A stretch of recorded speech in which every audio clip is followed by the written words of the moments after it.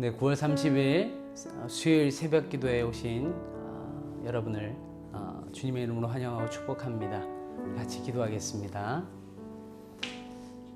새벽마다 주의 이름을 부르며 주의 말씀을 듣습니다. 하나님 응답하시고 우리에게 필요를 공급하시며 하나님의 은혜로 우리에게 채워 주시옵소서. 감사하며 예수님의 이름으로 기도합니다. 아멘. 우리 같이 하는 말씀 보겠습니다. 오늘 같이 보실 하나님의 말씀은 예레미야 39장 1절부터 18절까지 말씀입니다. 예레미야 39장. 유다의 시드기야 왕의 제9년 10째 달에 바벨론의 느부갓네살 왕과 그의 모든 군대가 와서 예루살렘을 에워싸고 치더니 시드기야의 제11년 넷째 달 9째 날에 성이 함락되니라. 예루살렘이 함락됨에 바벨론의 왕의 모든 고관이 나타나 중문에 앉으니 곧 네르갈 사레셀과 삼갈네부와 내시장 살스김이니 네르갈 사레셀은 궁중장관이며 바벨론의 왕의 나머지 고관들도 있더라. 유다의 시드기야 왕과 모든 군사가 그들을 보고 도망하되 밤에 왕의 동산길을 따라 두담 샘문을 통하여 성읍을 벗어나서 아라바로 갔더니 갈대아인의 군대가 그들을 따라 여리고 평원에서 시드기야에게 미쳐 그를 잡아서 데리고 하맛 땅 림나에 있는 바벨론의 느부갓네살 왕에게로 올라가매 왕이 그를 신문하였더라. 바벨론의 왕이 림나에서 시드기야의 눈앞에서 그의 아들들을 죽였고 왕이 또 유다의 모든 귀족을 죽였으며 왕이 또 시드기야의 눈을 빼게 하고 바벨론으로 옮기려고 사슬로 결박하였더라. 갈대아인들이 왕궁과 백성의 집을 불사르며 예루살렘 성벽을 헐었고 사령관 느부사라단이 성중에 남아있는 백성과 자기에게 항복한 자와 그 외에 남은 백성을 잡아 바벨론으로 옮겼으며 사령관 느부사라단이 아무 소유가 없는 빈민을 유다 땅에 남겨두고 그날에 포도원과 밭을 그들에게 주었더라.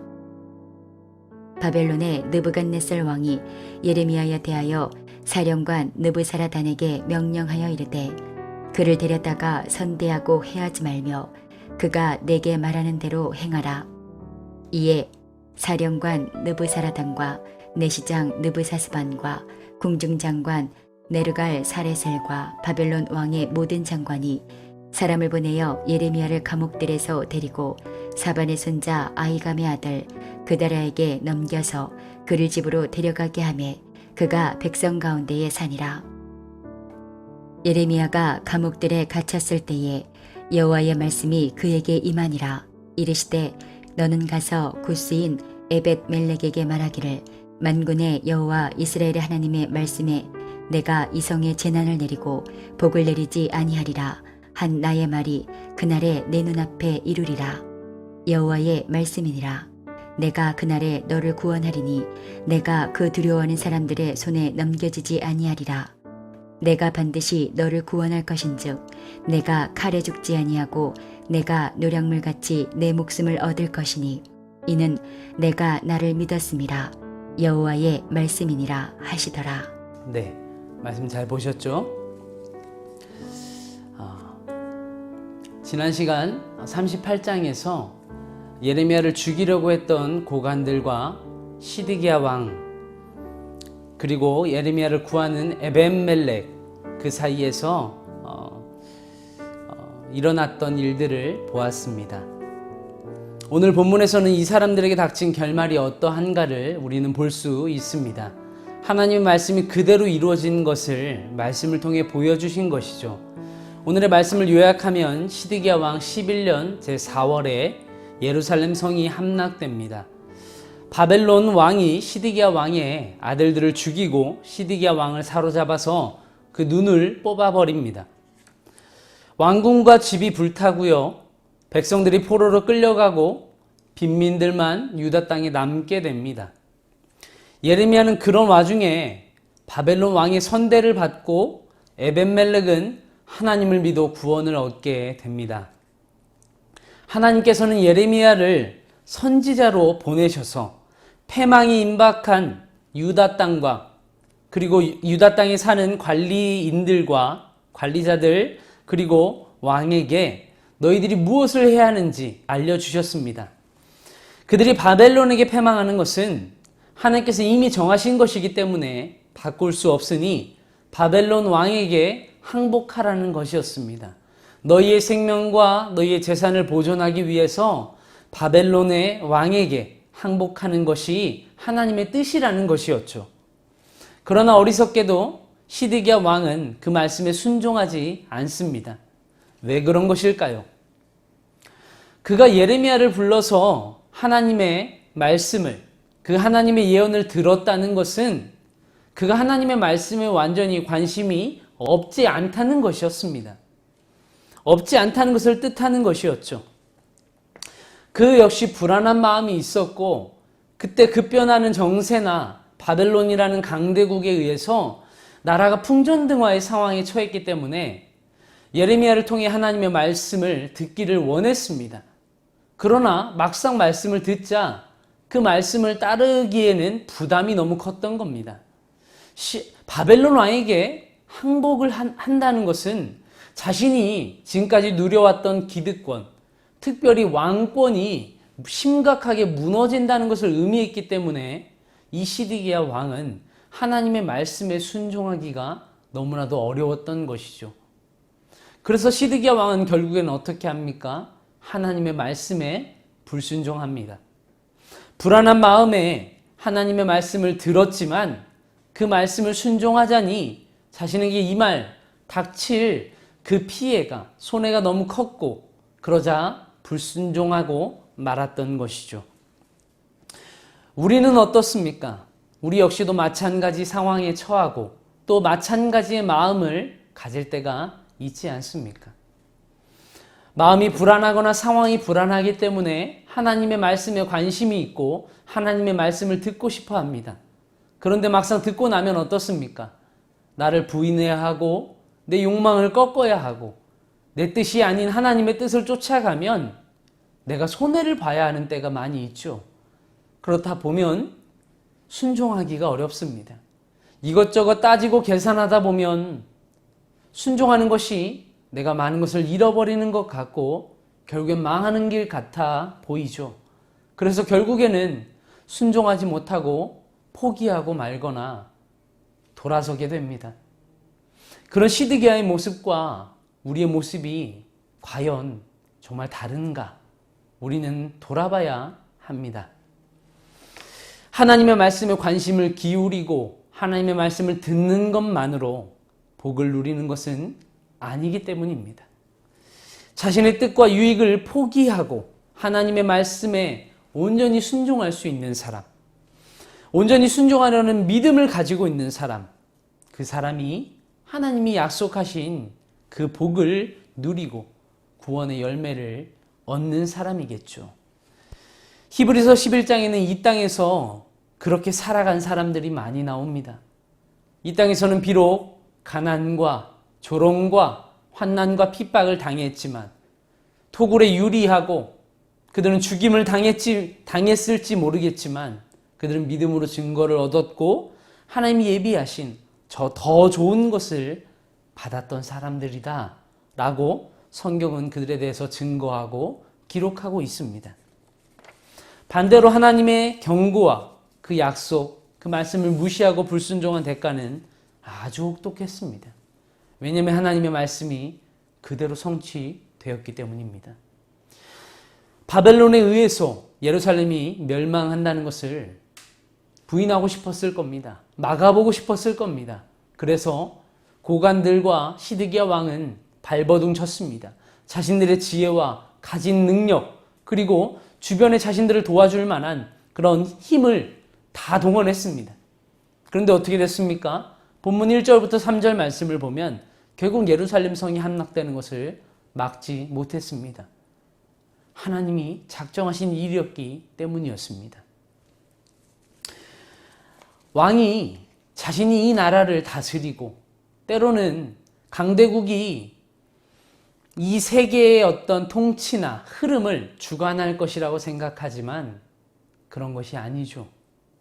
하나님이 움직이기 시작하면 우리가 잊고 있던 사실을 일깨우게 됩니다. 깨닫게 되는 것이죠. 그것은 무엇입니까?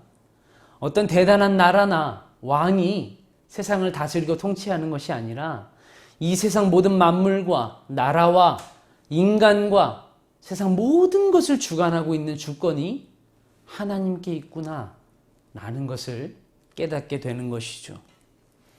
시드기야는 결국 모든 것을 잃은 채로 도망갑니다. 왕국마다 도피할 수 있는 비상통로가 있기 마련인데 그 도망치는 굴마저도 들통이 난 거예요. 그래서 결국엔 사로잡혀 갑니다. 바벨론 왕은 사로잡은 시드기야 왕 눈앞에서 그의 아들들을 죽여버리고 시드기야 왕의 눈을 떼버립니다. 그가 왕으로 살았으면 뭐합니까? 그의 마지막 결말이 얼마나 비참하게 끝나는지 우리는 보아서 알고 있지 않습니까?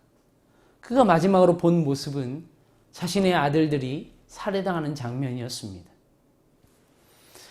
왕이랄지라도 하나님의 말씀을 불순종하고 하나님의 주권을 부인한 결과는 이렇게 비참하다는 것을 하나님은 말씀을 통하여 우리에게 가르쳐 주시는 겁니다.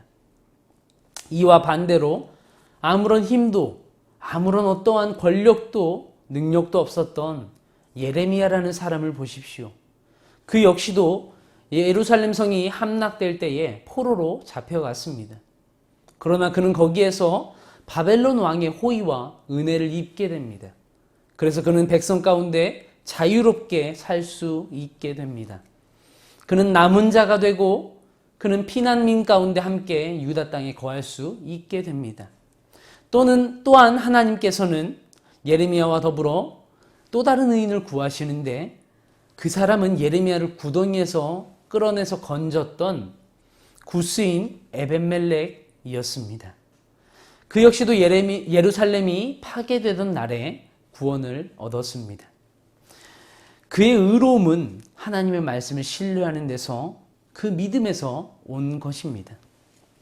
비록 예루살렘에 멸망하는 것을 눈으로 보긴 했지만 예레미야가 전한 하나님의 말씀을 또 하나님의 사람을 그는 선대했고 또한 하나님의 말씀을 온전히 믿었기 때문에 그는 구원을 받았습니다. 하나님의 말씀 우리의 끊임없이 의인은 그의 믿음으로 말미암아 산다라고 알려주고 있습니다. 아브라함부터 지금까지 하나님의 사람은 오직 믿음으로 의롭게 되었고 그 의로 구원을 받았습니다. 사랑하는 성도 여러분, 세상이 아무리 살기 힘들고 말씀에 순종하는 것이 더 힘든 길인 것 같고 더 손해나는 길인 것 같고 더 우리를 죽음으로 내모는 길인 것 같다 느껴져도 그런 길인 것 같다 할지라도 끝까지 여러분 하나님을 신뢰하고 하나님의 주권을 믿고 인정하며 그 길에 여러분의 인생을 건다면 하나님을 믿으신다면 여러분 하나님의 돌봄을 받게 될 줄 믿습니다. 하나님의 약속은 어김이 없고 그 말씀은 반드시 이루어지기 때문입니다. 때로는 전염병이 돌고 때로는 경제가 위축되어서 살기가 너무 어려운 그런 시대에도 하나님은 자신의 백성을 자신의 자녀를 눈동자같이 보호하시는 그런 아버지가 되어 주십니다.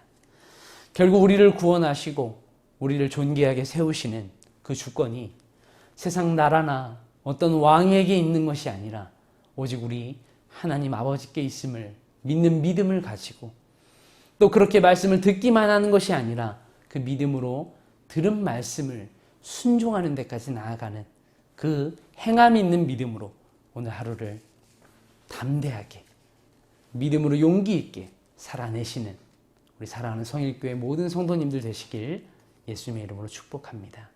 기도하겠습니다. 하나님 감사합니다.